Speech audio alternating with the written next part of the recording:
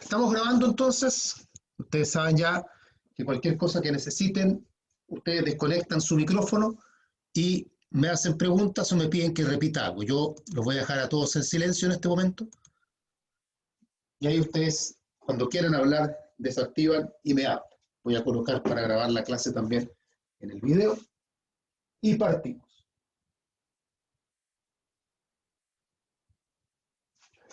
Ya. Hoy día vamos a seguir con nuestra materia de acto jurídico. Se habrán dado cuenta algunos de ustedes que el programa sufrió una pequeña alteración. Yo no me había dado cuenta porque se supone que eran dos clases separadas, lo pertinente a la parte inicial, que son los hechos, los actos, etc. Y otra clase iba a ser la clasificación, pero lo hicimos en una sola clase la vez pasada.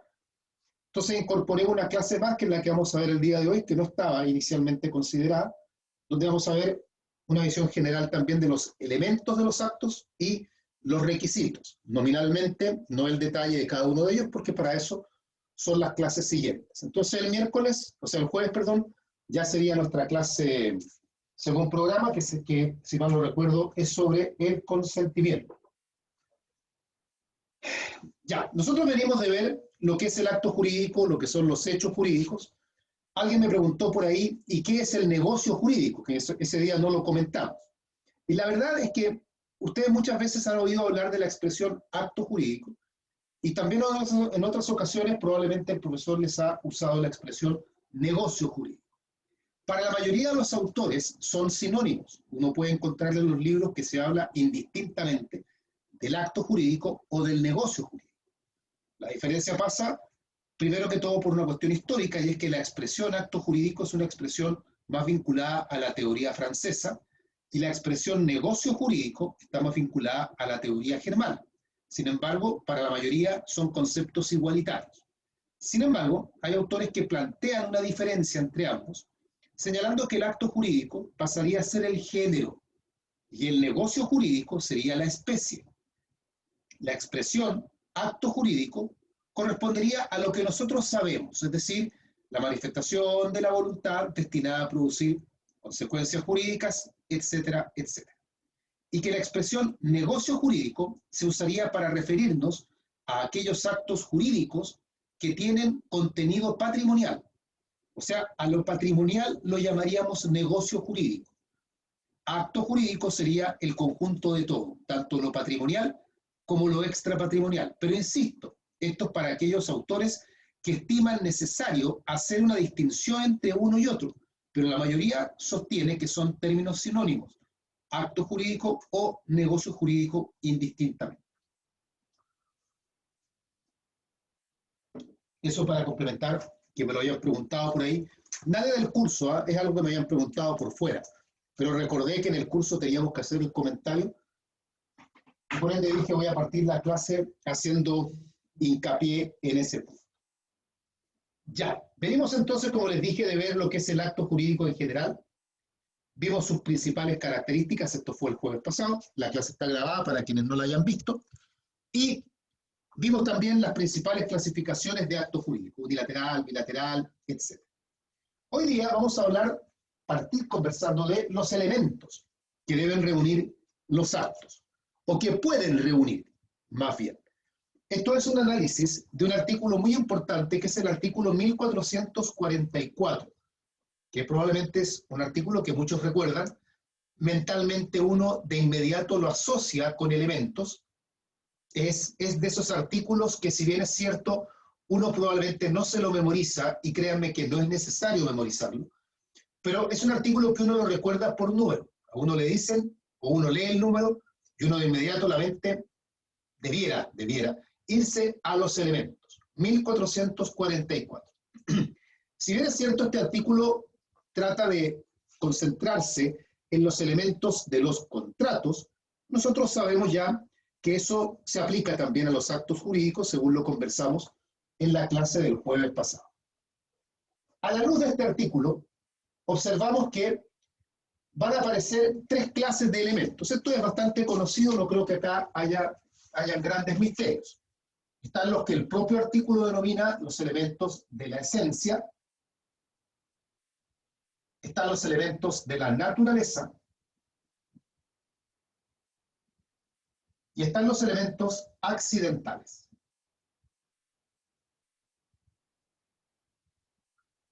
De la esencia, de la naturaleza y accidentales. No obstante esto, observaremos que el código cuando los trata no los llama elementos, sino que los llama cosas. Dice, en todo acto o contrato se distinguen las cosas.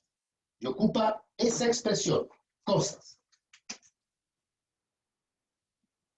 La doctrina tiende a cambiarle la denominación y prefiere llamarlos elementos. Más que todo, para evitar la confusión que podría darse, puesto que al usar la palabra cosas, podríamos pensar que estamos hablando de las cosas como los bienes, es decir, cosas corporales, incorporales, muebles, inmuebles. Y es por eso que la doctrina dice, no, estas no son las cosas, estos son los elementos. Y así entonces se ha popularizado esa expresión, todos los conocemos como elementos en realidad, pero es importante saber que el código no los llama elementos, sino que los llama cosas. Y el código describe entonces estos tres elementos, los elementos de la esencia, los de la naturaleza y los accidentales. Los de la esencia, antes de ir a la parte conceptual, pero esto es para que entendamos primero, los de la esencia se caracterizan, y voy a destacar dos aspectos, después vamos a ir a la parte conceptual. Un aspecto es que el elemento de la esencia lo incorpora la ley. La ley incorpora este elemento de la esencia dentro del acto o contrato, o sea, es la ley la que nos dice el acto debe tener este elemento, no son las partes, esto no queda entregado a la autonomía de la voluntad, sino que es la ley. Y el otro aspecto a destacar es que el elemento de la esencia no se puede modificar, ni eliminar. O sea, no está entregado al arbitrio de las partes decidir si mantienen o no al elemento de la esencia. El elemento de la esencia tiene que estar dentro del acto. En ese mismo orden de ideas, y como les digo, ya vamos a ir a la parte conceptual y vamos a dar ejemplos, esto es para que entendamos, los elementos de la naturaleza se caracterizan también porque los incorpora la ley. También son elementos incorporados por ley.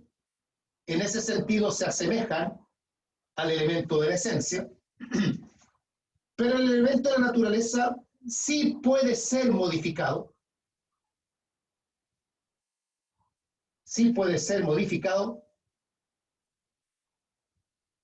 o eliminado. O sea, las partes tienen acá esa facultad de modificar el elemento de la naturaleza o eliminarlo. Ya veremos qué sucede si lo hacen, pero pueden hacerlo. Y ahí la diferencia entre el elemento de la esencia y el elemento de la naturaleza. Y el elemento accidental, a diferencia de los anteriores, lo incorpora la voluntad, o sea, es un elemento que no está incorporado por ley, lo incorpora la voluntad, y además también puede ser modificado.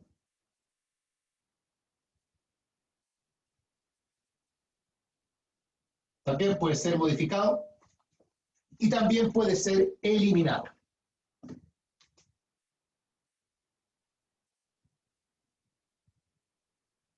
O sea, veremos que en el elemento accidental se manifiesta con mayor fuerza que en los anteriores la autonomía de la voluntad, conocida también como autonomía privada.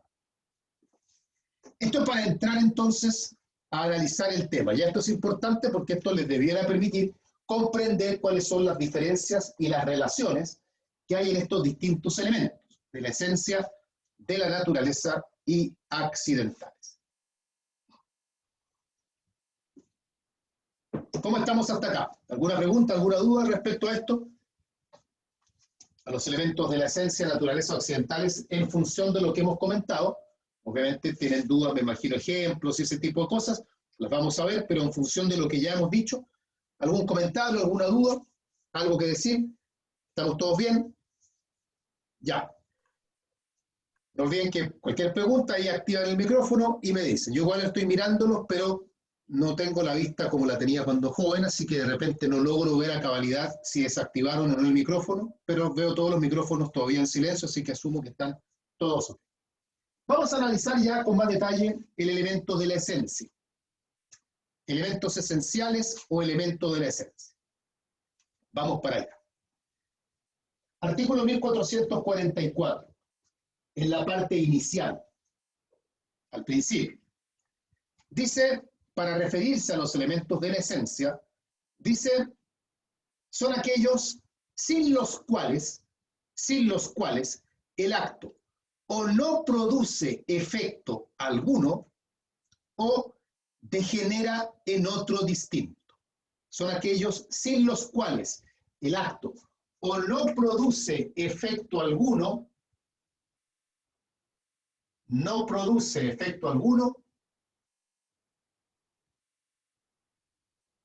o degenera en otro distinto. O sea, el código nos da a entender lo importante que es el elemento de la esencia, indicándonos qué va a ocurrir si es que el elemento falta. Esa es la manera como el código grafica la importancia de este elemento. Nos dice que este elemento en el fondo es tan importante en el acto que si llegase a faltar van a ocurrir una de dos consecuencias. O bien, el acto no producirá efecto alguno, lo cual es bastante grave, o bien, menos grave, pero grave igual, el acto degenerará en otro distinto. Esto nos da a entender que, por lo tanto, el elemento de la esencia no puede ser modificado ni puede ser eliminado, porque si lo hacemos, vamos a causar que el acto o no produzca efecto alguno o degenere en un acto distinto, y obviamente esas son dos consecuencias que nosotros no queremos provocar en el acto. Ahora bien, está incorporado por ley en el sentido que esto no es necesario que quede entregado al arbitrio de las partes. De hecho, se suele señalar que respecto a los elementos de la esencia, la autonomía de la voluntad no tiene participación. No tiene participación. Voy a colocar acá que me haya comido una letra. No tiene participación. Ojo, y esto tiene que ver con algo que se verá más adelante. Una consecuencia es que el acto no produzca efecto alguno, lo cual para muchos autores es una manera que el código tiene de recoger la teoría de la inexistencia.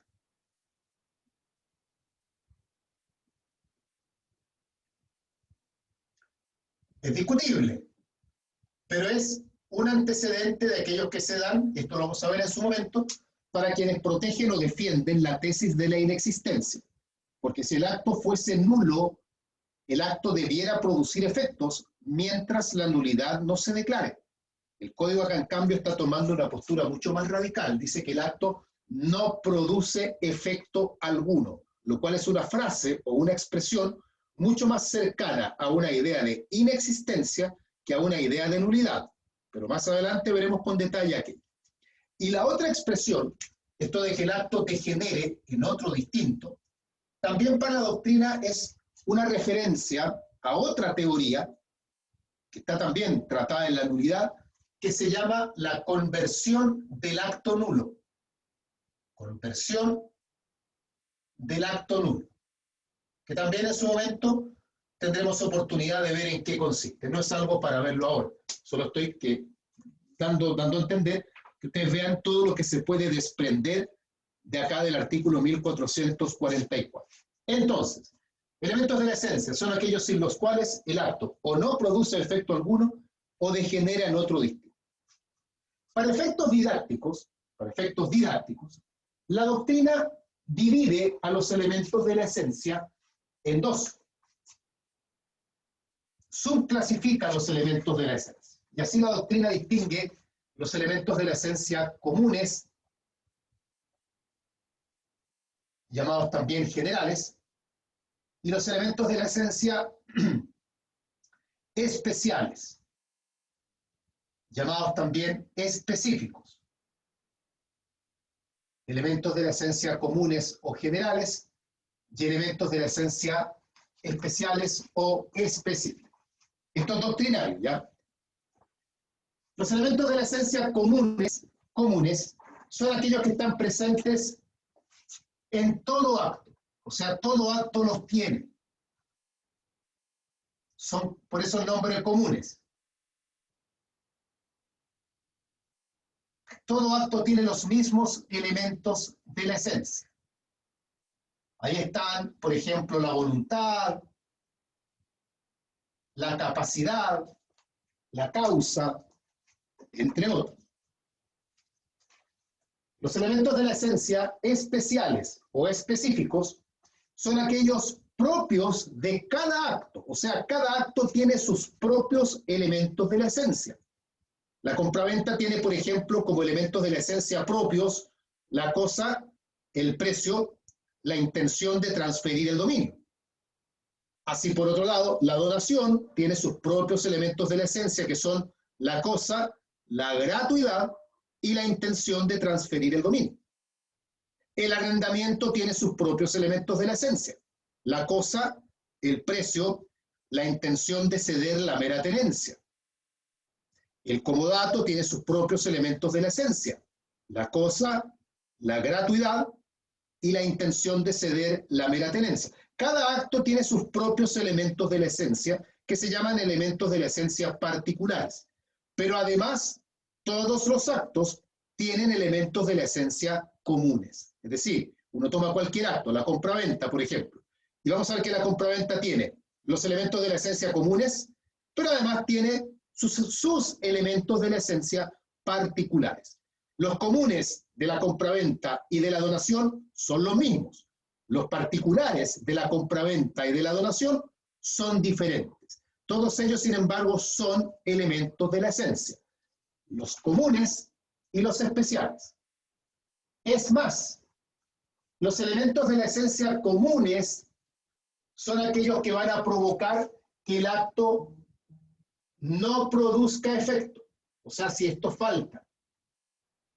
Los elementos de la esencia comunes son los que, en caso de faltar, van a provocar que el acto no produzca efecto. Los comunes. En cambio, los elementos de la esencia especiales son aquellos que, de faltar, van a provocar que el acto degenere en otro distinto. Por eso la doctrina hace la distinción, porque las consecuencias van a variar en un caso y en otro. Faltando el elemento de la esencia común o general, el acto no produce efecto. Faltando el elemento de la esencia especial, el acto degenera en otro distinto.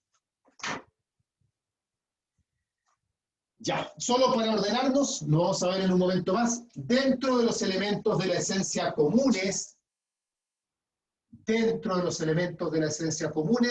están los requisitos de existencia y los requisitos de validez. Dentro de ellos. O sea, cuando uno tiene que ordenar dónde se encuentran los elementos en función de los requisitos, cómo están asociados los elementos con los requisitos, que los requisitos los vamos a ver en un momento más, dentro de los elementos de la esencia comunes están los requisitos del acto jurídico que se dividen en requisitos de existencia y requisitos de validez. Ya, eso en cuanto entonces a los elementos de la esencia. Les pregunto ahora a ustedes, ¿alguna duda en esto? ¿Algo que señalar? ¿Algún comentario?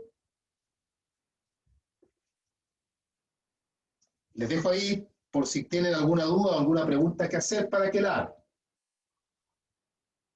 No olviden que yo después esto le saco la foto y la subo al grupo, así que no se preocupen por intentar ver qué dice la pizarra para tratar de hacer el esquema. Ahí lo voy a subir una vez que lo termine porque no lo hemos terminado todo. No hay preguntas entonces, no hay dudas, estamos bien hasta acá. Ya. Continuamos entonces. Eso en cuanto a los elementos de la esencia. Elementos de la naturaleza. Elementos de la naturaleza.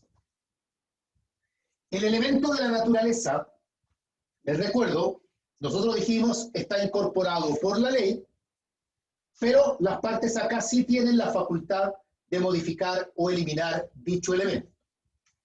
El código se refiere al elemento de la naturaleza diciendo lo siguiente. Dice que son aquellos que sin ser esenciales, se entienden incorporados al acto o contrato.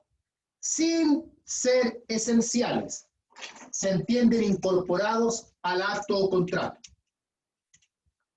Cuando el código dice sin ser esenciales,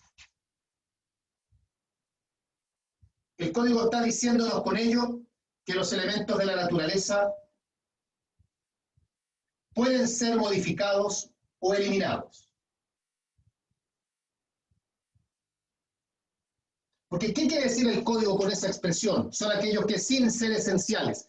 Con eso el código nos quiere decir, ojo, el elemento de la esencia no puede ser modificado porque si no el acto o no produce efecto o degenera en otro.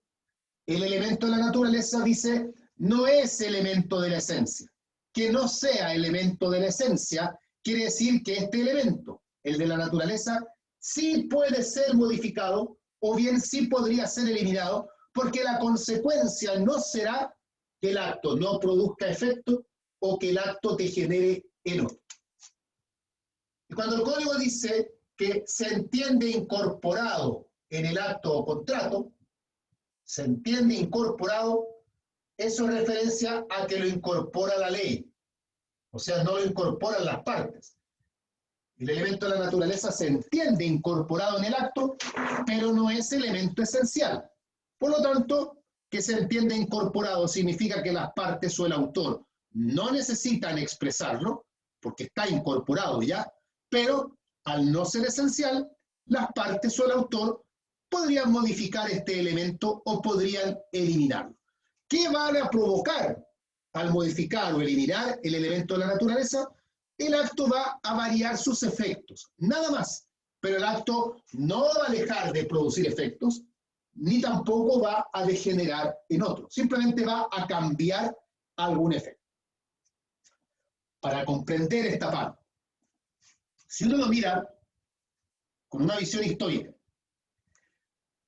Andrés Bello se percató, igual que los juristas franceses, que en los contratos, cuando se redactaban los contratos, muchas veces en todos los contratos que eran de la misma naturaleza, por ejemplo, en todas las compraventas, se repetían las mismas cláusulas.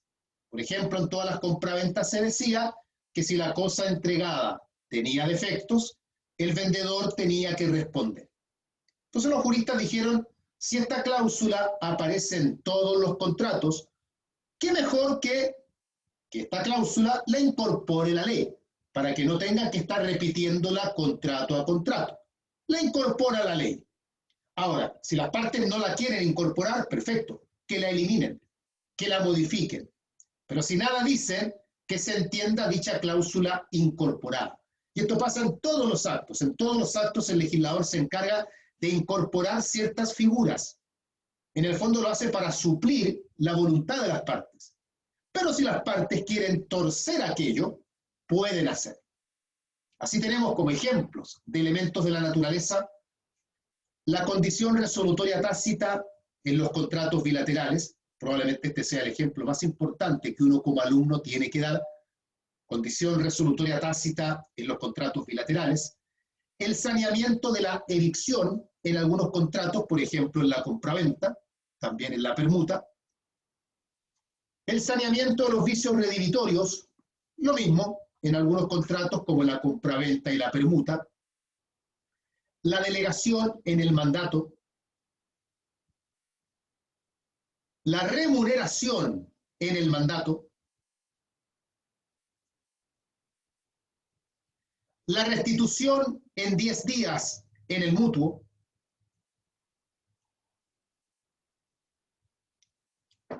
La oportunidad de la entrega de la cosa en la compraventa, entre otros ejemplos. ¿Ya?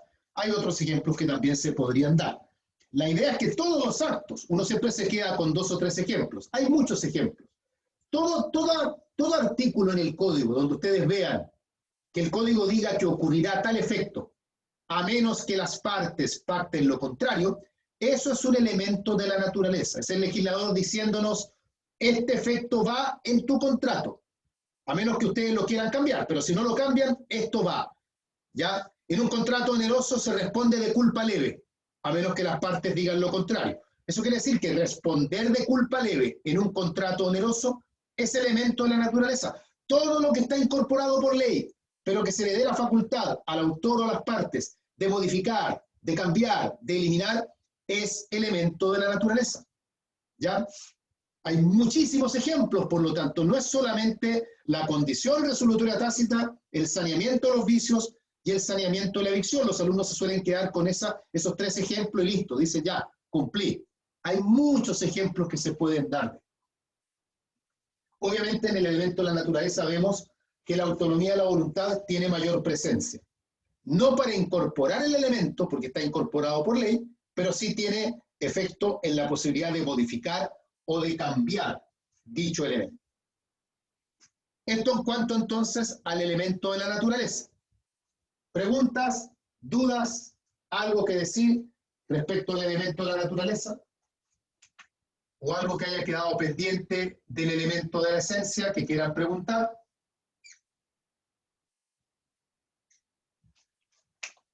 ¿No? ¿Estamos bien? ¿No hay dudas? Continuamos entonces. Pasamos ahora al último de estos elementos. El elemento accidental.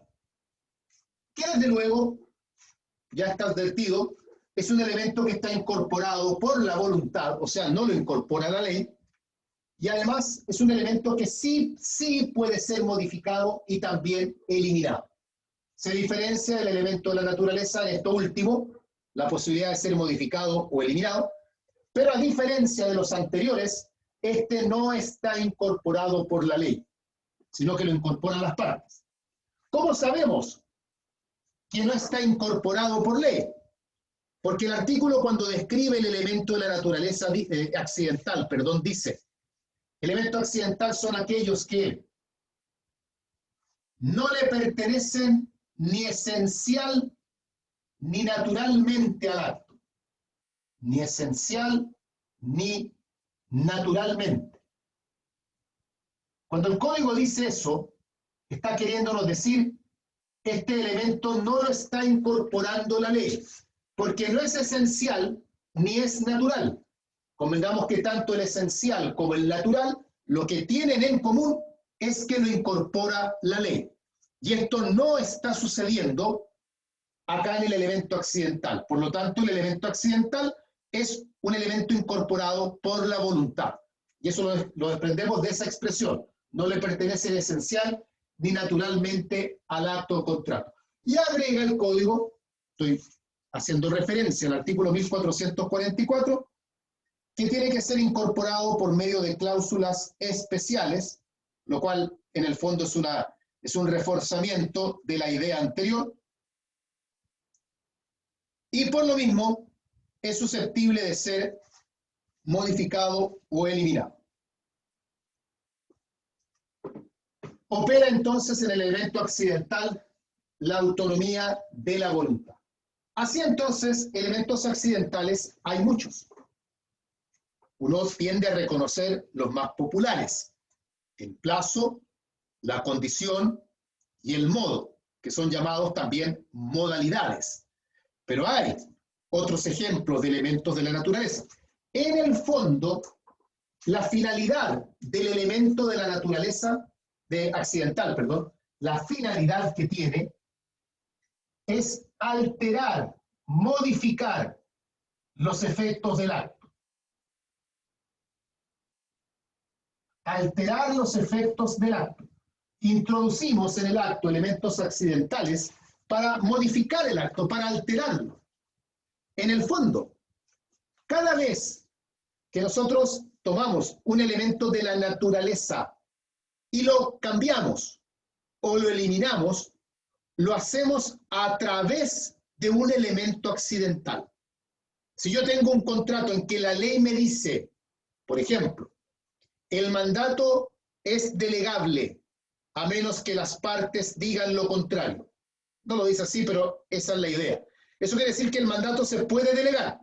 Ese es el elemento de la naturaleza. Si al momento del contrato las partes dicen este mandato no se podrá delegar, están rompiendo el elemento de la naturaleza y para eso han tenido que incorporar un elemento accidental. Porque si no hubiesen incorporado ese elemento accidental, estaría operando el elemento de la naturaleza. El mandato se delega. Yo no quiero que se delegue, tengo que incorporar un elemento accidental. Entonces, toda vez que las partes o el autor incorporan en el acto cualquier cláusula, cualquier contenido, donde modifican, alteran, eliminan a un elemento de la naturaleza, esa cláusula es un elemento accidental. ¿Ya? Con el elemento accidental construimos el acto al gusto personal de los contratantes. No es que yo quiero que esto sea así y yo quiero que esto sea así, para ello metemos elementos accidentales. Porque si no incorporamos elementos accidentales, el acto o el contrato va a tener la forma que el legislador predispone. El legislador construye el acto con elementos de la esencia y elementos de la naturaleza. Y con esos el acto ya basta. Pero si las partes dicen, a mí no me gusta este acto que me ofrece la ley, yo quiero modificar algunas cosas, introduzco para ello elementos accidentales. Veo la hamburguesa en el McDonald's. Trae pepinillo, lechuga, tomate, queso y la salsa secreta. Pero yo no quiero que venga con pepinillos. Yo digo, sáquenle los pepinillos. Ese es un elemento accidental. Porque si no lo digo, los pepinillos vienen. Porque ese es el elemento de la naturaleza. Esa es la idea. Y es por ello que en el elemento accidental nosotros observamos que la autonomía de la voluntad se manifiesta con mayor fuerza que en el elemento de la naturaleza, donde igual está, porque esto se puede modificar o eliminar, y claramente con mucha mayor fuerza que en el elemento de la esencia, porque en el elemento de la esencia no hay autonomía de la voluntad. Esto en cuanto a los elementos del acto jurídico, entonces. Dudas, preguntas. ¿Alguien tiene algo que comentar, algo que decir respecto a esto, a los elementos tanto de la esencia como de la naturaleza, como los accidentales? Entre ustedes ven si tienen alguna duda, yo voy a sacar la foto de la pizarra, ¿ya? Voy a apagar un poquito la luz para que no dé el reflejo en la pizarra y poder sacar la foto de mejor forma. Denme un segundito y mientras tanto, si ustedes tienen alguna duda, este es el momento para que pregunten, porque ahora yo voy a borrar la pizarra y pasamos a los requisitos. Dejamos de lado los elementos y nos vamos a los requisitos.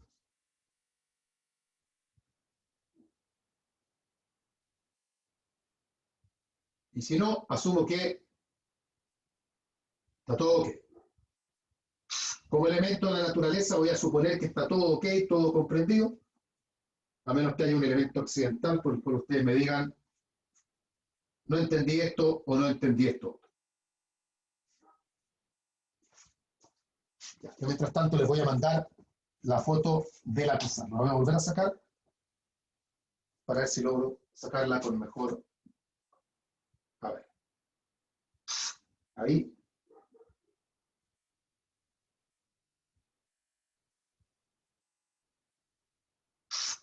Ya.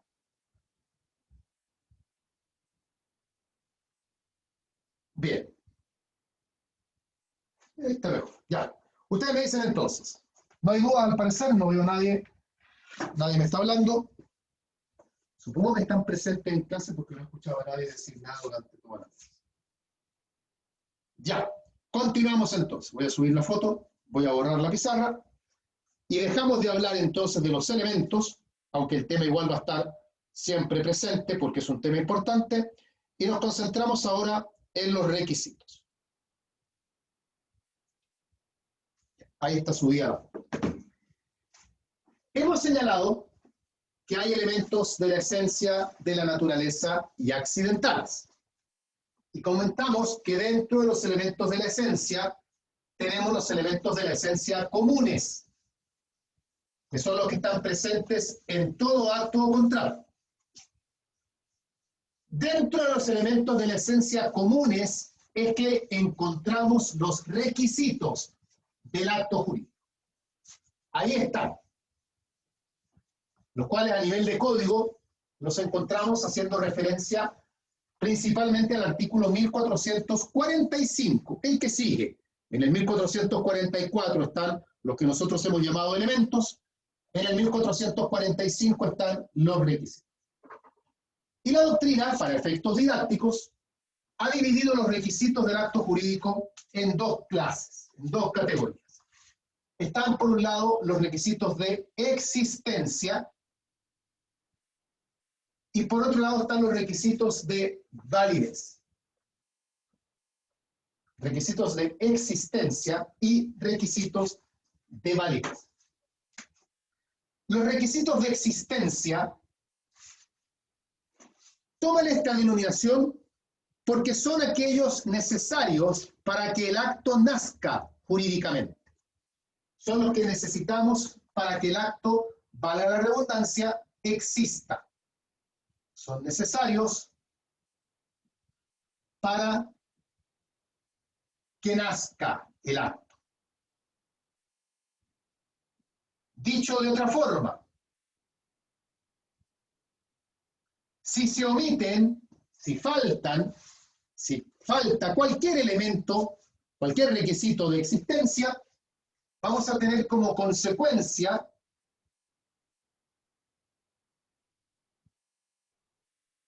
su omisión provoca, y aquí la doctrina discute. Para algunos, nulidad absoluta.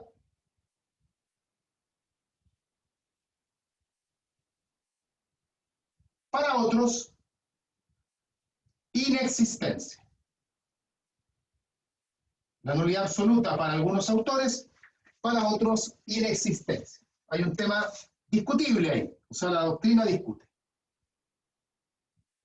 No hoy día porque no cabe, pero más adelante veremos en qué sentido se plantea dicha discusión.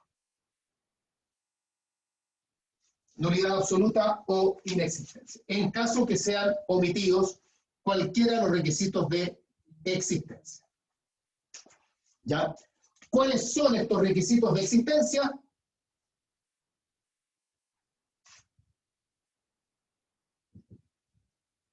Esto es bien sencillo. La voluntad o el consentimiento, dependiendo del tipo de acto, la voluntad en los actos unilaterales, consentimiento en acto bilateral, la voluntad o el consentimiento, el objeto, la causa y las solemnidades legales, o sea, las solemnidades cuando la ley las exige. Solemnidades legales. Voluntad o consentimiento. Tiene que haber voluntad si el acto es un acto unilateral. Tiene que estar presente esta declaración de voluntad. Tiene que haber consentimiento, en cambio, si el acto es un acto bilateral. No olviden que la referencia a actos unilaterales y bilaterales está hecha ya en la clase pasada. Unilateral, una voluntad; bilateral, dos o más voluntades. Hablar de dos o más voluntades implica hablar de consentimiento. Además, tiene que haber objeto. No es necesario que sea lícito, porque como requisito de existencia, lo que nos importa es que haya objeto. Un objeto o más de un objeto, no importa, pero tiene que haber objeto. Un objeto que consista en dar, en hacer, en no hacer, en fin, pero objeto tiene que haber. Tiene que existir causa. Entendiendo por causa, y haremos una clase al respecto, el motivo que induce al acto o contrato. Al menos esa es la definición que da la ley, que da el código. Ahí veremos si es una buena o una mala definición, pero tiene que haber causa.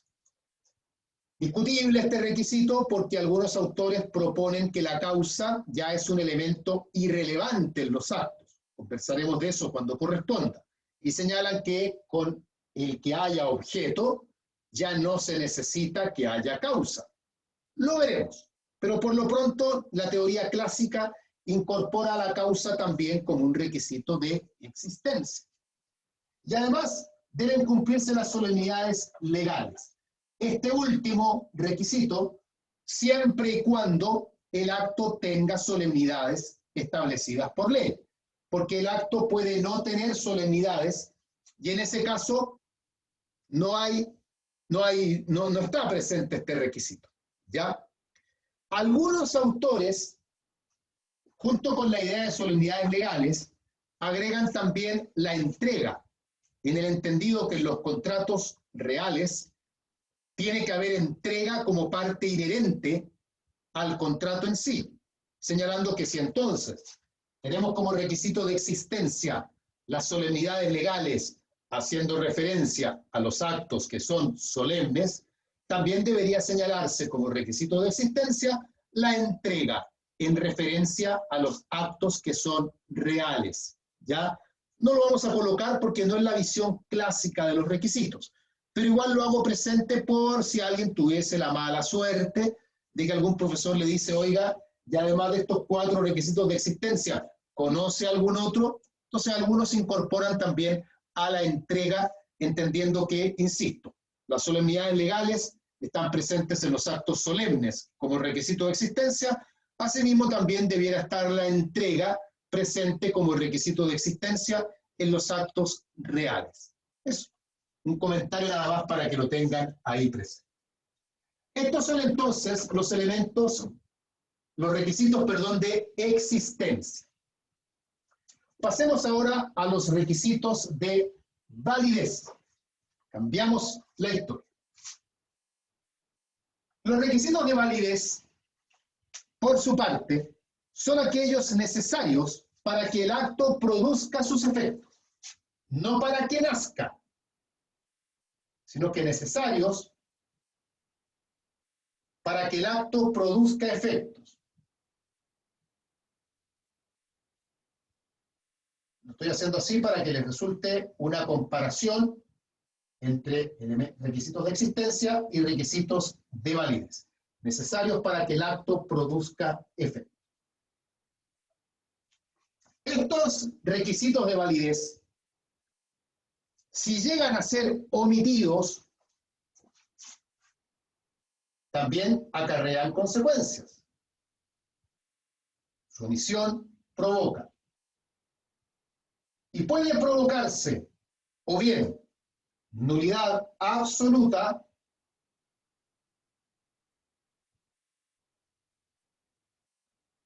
o nulidad relativa. Esto va a depender del tipo de requisito omitido. No es porque haya acá una discusión doctrinaria.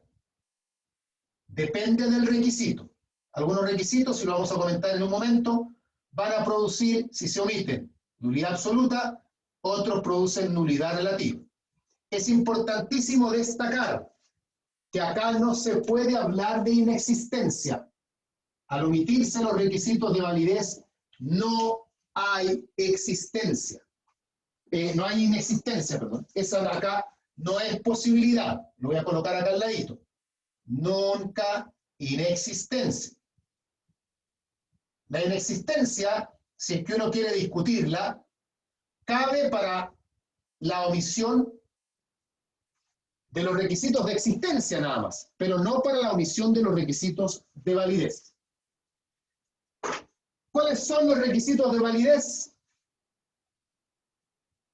Vamos bien.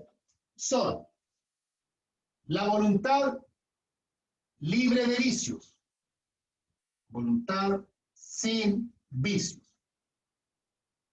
O si quieren decirlo en términos positivos, la voluntad libre y espontánea. En segundo lugar, objeto lícito.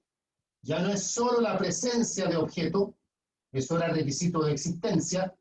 Acá como requisito de validez pedimos que el objeto además sea lícito. Tercero, causa lícita. Lo mismo, no es solo que haya causa, porque eso era requisito de existencia, pedimos además que esa causa sea una causa lícita. Y en cuarto lugar, la capacidad. Capacidad. Capacidad, si quieren ser más precisos, de ejercicio. aunque es irrelevante decirlo porque no puede ser capacidad de goce, pues la capacidad de goce la tenemos todos, pero no está de más agregarlo para que quede completa la idea. Capacidad de ejercicio. ¿Qué ocurre entonces?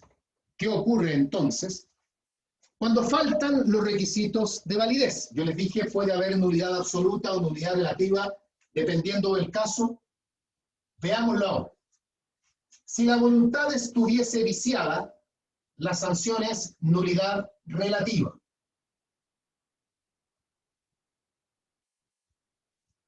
Si el objeto fuese ilícito, la sanción es nulidad absoluta. Si la causa fuese ilícita, la sanción también es nulidad absoluta. Y por último, si el acto fuese celebrado por un incapaz, se divide. Podrá ser nulidad absoluta cuando se trata de un incapaz absoluto.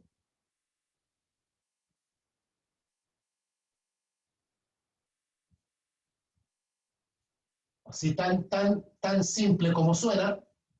Y podrá ser nulidad relativa cuando el incapaz que ha participado es un incapaz relativo. Esta es de las pocas asociaciones que funcionan tan bien en el derecho. Nulidad absoluta, incapaz absoluto, nulidad relativa, incapaz relativo, sin que haya excepciones ni nada.